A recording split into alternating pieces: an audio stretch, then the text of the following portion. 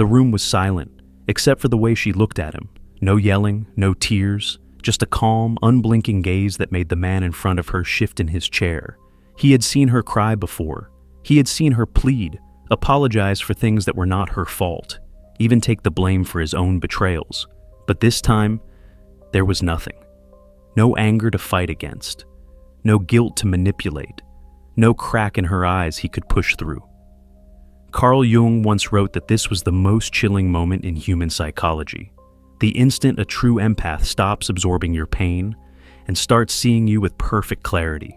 Because for years, she had been a sponge, taking in every word, every outburst, every lie, holding them in the softest parts of herself until they left bruises no one could see.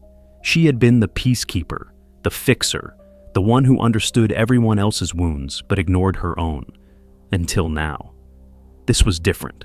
Her stillness was not emptiness, it was precision. Every memory, every broken promise, every shift in his voice over the years had been stored. Not in anger, but in a private archive he did not know existed. She had learned the exact shape of his fears, the fault lines in his confidence, the blind spots in his armor, and now she was looking at him the way a surgeon looks at an X-ray, not to destroy, but to cut out what did not belong. Jung spent decades studying the people most likely to become society's emotional prey, and what happened the day they turned colder and more dangerous than the predators who once fed on them. He called it a psychological transformation so complete that it permanently changes the way someone sees the world and themselves. Today, we are going to break down exactly what happens in that transformation, the stages, the triggers, and why a cold empath is not just immune to manipulation, but often one step ahead of the manipulator. And if you have ever felt like you see more than you should, you might realize by the end of this video, you are closer to that transformation than you think. For as long as most of us can remember, the cultural image of an empath has been almost painfully predictable, endlessly giving, harmless to a fault, fragile in a way that demands protection rather than respect, the nice one in the group, the peacemaker in the family, the friend who will stay up all night listening, even when their own world is falling apart. It's the version of you that the world praises, but only when it serves them. Because this stereotype, as comforting as it may seem, is also a trap. It's a role written by those who benefit from your silence, a narrative that keeps you pouring out your energy while asking for nothing in return. And somewhere along the way, you're expected to believe that to be a good empath is to be endlessly available, endlessly forgiving, endlessly exploitable. Carl Jung had a different view. In his work on sensitivity, projection, and individuation, he noted that highly sensitive individuals often act as unconscious mirrors for the people around them. You pick up not just moods but motives, not just words but the unspoken tension beneath them. To Jung, this was not weakness. It was advanced perception, a form of consciousness evolution that could, in the right conditions, become one of the most formidable psychological strengths a human being can possess. Here's the paradox that almost no one tells you. The very traits that make you vulnerable in the beginning are the same traits that, once integrated, make you untouchable. Your sensitivity is not the opposite of strength. It's the foundation of a kind of strength most people will never understand, and that's exactly why predators try to suppress it before you realize what it's worth. Think about it. Your ability to sense shifts in tone before a word is spoken, to read micro-expressions, to detect the moment someone's story changes. These are skills that manipulators and narcissists know can dismantle them if they're turned outward instead of inward. So, they teach you to doubt them, to apologize for them, to call them overreactions. They convince you that your emotional radar is a liability, because if you ever learned to trust it, you would see straight through them. And here's the truth. Many empaths spend years in that fog, believing the myth of their own fragility. But when the fog lifts, when you see the story for what it is, everything changes. The same person who once bent under the weight of everyone else's needs becomes someone no one dares to manipulate twice. The gentle empath still exists, but not in the way the stereotype intended. You can care deeply without being controlled. You can give without being emptied. And when you do, you stop fitting into the safe little box society built for you. And you start becoming something far more dangerous to those who would exploit you. a person who chooses where their empathy flows. If you have ever wondered why manipulators and narcissists seem to find you in a crowd, it's not your imagination. And it's not bad luck. It's a psychological pattern. Carl Jung observed that sensitive individuals naturally act as mirrors. You reflect back people's emotions, even the ones they're trying to hide from themselves. And while healthy people may find that comforting, predators see it as an opening, an invitation to project their own pain, shame, and guilt onto someone else. I call this the projection magnet effect. When you're an empath, you don't just pick up moods, you absorb them. To a narcissist, that means they've found the perfect person to carry the weight of their unresolved damage. They can unload without consequence because you'll take it on and even feel responsible for fixing it. And that's just the start. Once a predator knows you'll absorb their chaos, they begin using psychological mechanisms to keep you in place. Gaslighting, the slow erosion of your reality. They deny what happened, twist your words, and plant seeds of doubt until you question your own perception. For an empath who's used to second-guessing their feelings, this is especially effective. Guilt binding, manipulating you into feeling responsible for their behavior. If you really cared, you wouldn't make me angry. After all I've been through, how can you leave me? It reframes your boundaries as cruelty. Emotional labor taxation, constantly requiring you to manage their moods, anticipate their needs, and soothe their insecurities, often at the expense of your own well-being. Maybe you've experienced it in subtle ways. The friend who always calls in crisis but disappears when you need help. The partner who erupts in anger, then blames stress or childhood trauma, and you forgive them. Again. The family member who plays the victim so convincingly that you swallow your frustration to keep the peace. Here's the thing. Predators don't just stumble into empaths' lives. They seek them out because they can feel the difference between someone who will push back and someone who will absorb. And until that dynamic is broken, it repeats, over and over. But here's what they don't see coming. Every word they've said, every manipulation they've used, every inconsistency they've tried to bury, you've noticed, you've stored it, and one day, that mental archive will become the thing that turns the entire game upside down. Because there's a moment, the turning point, when the empath stops using their sensitivity to keep the peace and starts using it to see the truth. That's the moment predators fear the most. Betrayal does not just break trust, it rearranges your entire perception of reality. For most empaths, the slow erosion starts long before the breaking point. You see the little inconsistencies, you feel the shifts in tone, the pauses that hold something unspoken, but you choose hope over certainty. You tell yourself that love means giving the benefit of the doubt, again and again. And then one day, there's no room left for doubt. For Jung, betrayal was the universal catalyst in every empath's transformation, the moment when perception finally outweighed hope. Not a small slight, not a petty argument, but a rupture so deep it forced the psyche into confrontation with its own shadow. Sometimes it was the discovery of infidelity, sometimes a financial deception, sometimes a hidden double life. Whatever the trigger, it carried the same devastating realization. I saw this coming, and I ignored it. That's the moment everything inside you changes. The first thing to go is the emotional noise. The heart, once racing at every conflict, slows. The flood of feelings that used to cloud every thought suddenly recedes, leaving the mind strangely clear. You notice the details, the way their voice tightens on certain words, the way their eyes flick away when you speak, the way their breathing changes when you hit a nerve. It's as if someone has taken a lens you've carried your whole life and finally brought it into sharp focus. What you feel is not rage, not sadness, it's precision. And that's what makes it so dangerous. Jung described this as a confrontation with the shadow, the moment a person stops denying the parts of themselves they were taught to hide. For the empath, that shadow isn't malice. It's the intelligence they've been told was overthinking. It's the intuition they've been told was too sensitive. It's the strength they've been told was selfish. In the clarity event, all of those suppressed traits step forward at once, and for the first time, they work together. Predators expect chaos. They expect you to cry, to shout, to beg. They're prepared for emotional warfare. It's the battlefield they know best, What they aren't prepared for is your silence. It's the stillness that makes them nervous, because in that stillness, they realize you've been paying attention all along. Jung wrote that in this state, the empath's mind operates like a strategist's war room. The years of stored observations are no longer passive memory. They become a map, and with that map, the empath can navigate every interaction with surgical accuracy.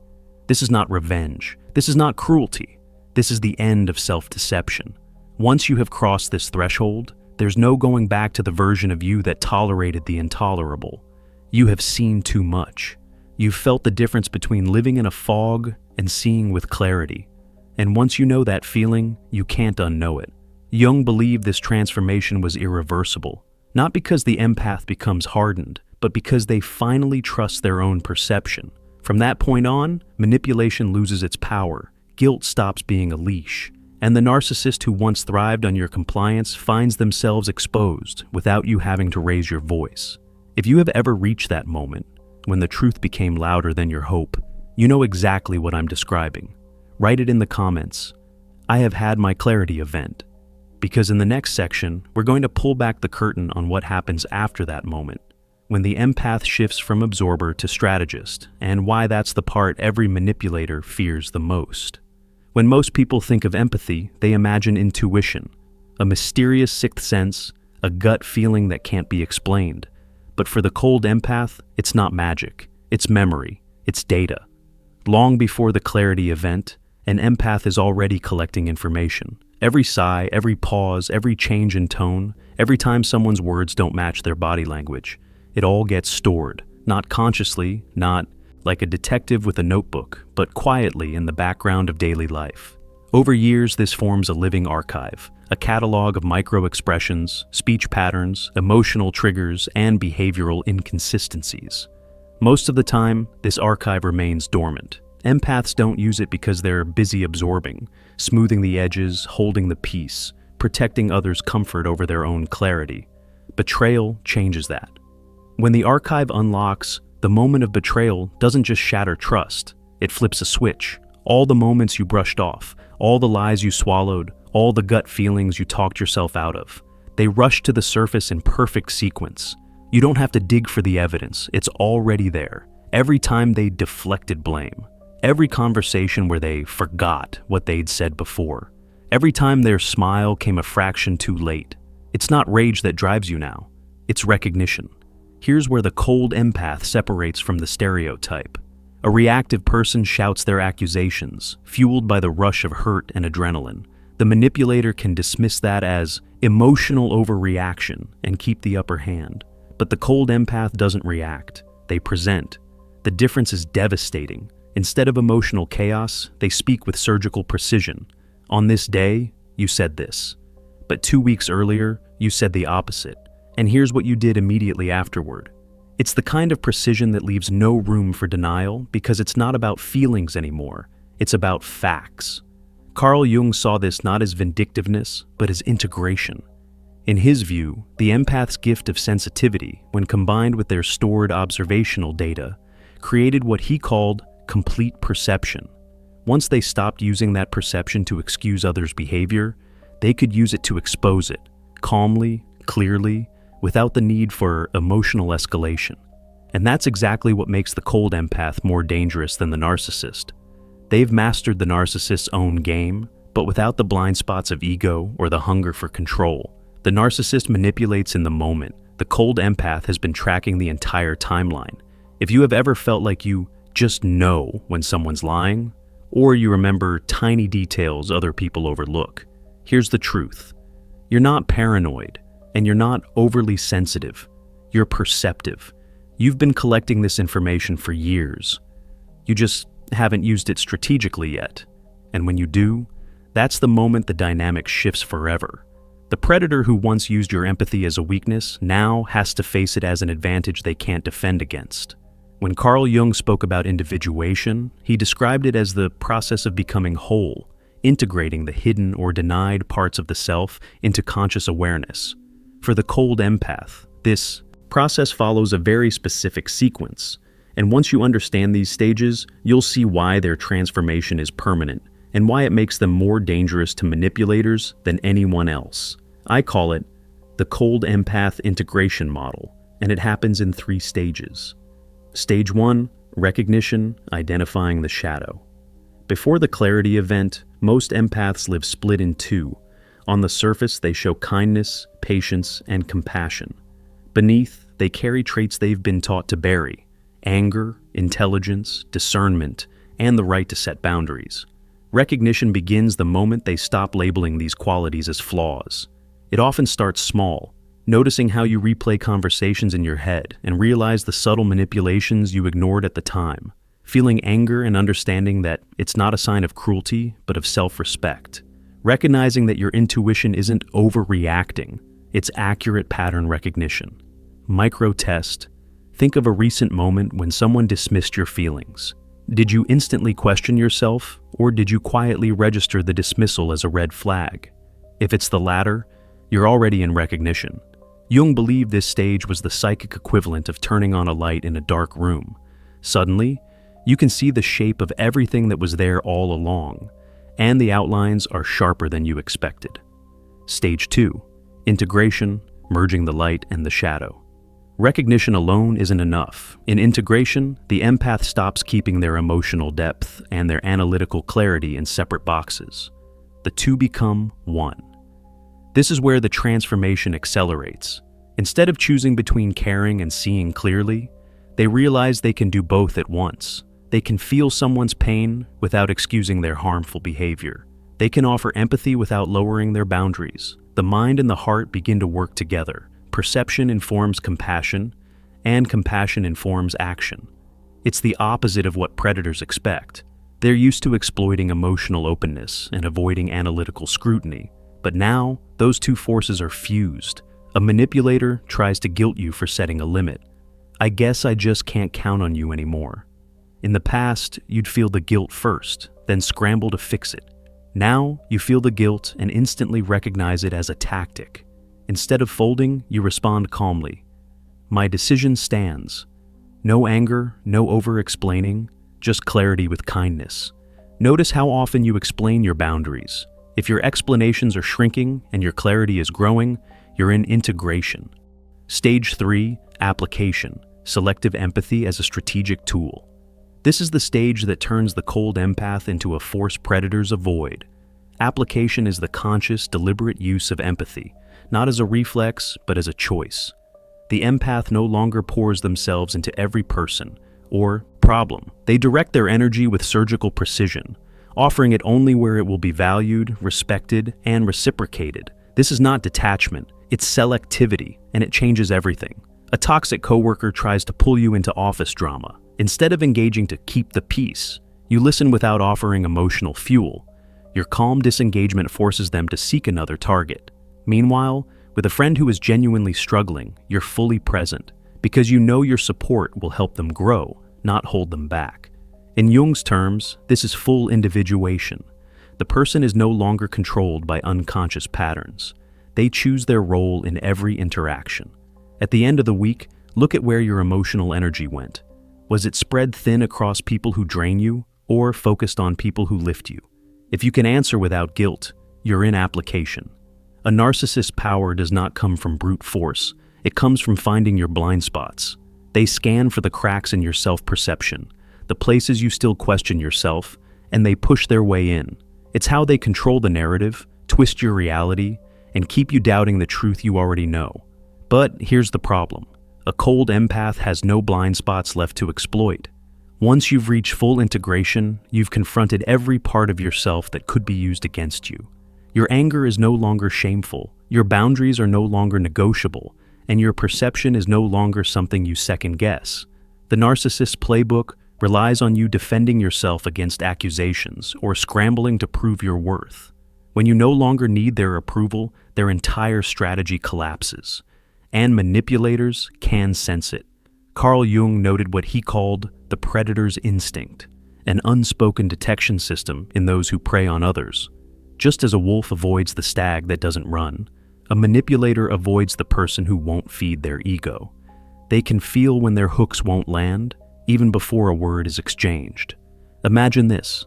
A narcissistic colleague tries to bait you into defending yourself in a meeting. In the past, you might have rushed to clarify, to smooth things over, to make them feel secure.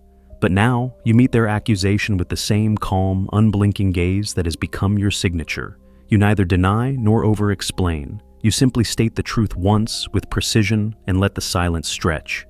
They shift in their chair. They feel it, that they no longer have access to you.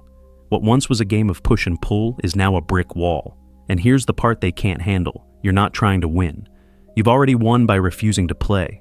The cold empath doesn't overpower the narcissist with aggression. They outlast them with clarity. Without emotional chaos to manipulate, the narcissist is left exposed. Every tactic, guilt, flattery, intimidation, falls flat against someone who can see through it in real time. And the most unnerving part for the narcissist? The cold empath's stillness. Predators expect resistance. They're prepared for anger, for tears, for desperate bargaining. They're not prepared for the kind of calm that comes from knowing you can't be touched. This is why the cold empath is more dangerous than the narcissist. The narcissist's power is reactive. It only exists when someone takes the bait. The cold empath's power is self-sustaining. It doesn't need validation, and it doesn't require the other person to change. It's simply there, an unshakable presence that turns the predator's instinct into avoidance. Once you've reached that point, you'll notice the shift. The people who once tested your limits stop trying. The ones who thrived on your compliance drift away. And the ones who respect your boundaries, they stay. Because now, your empathy is no longer a resource to exploit.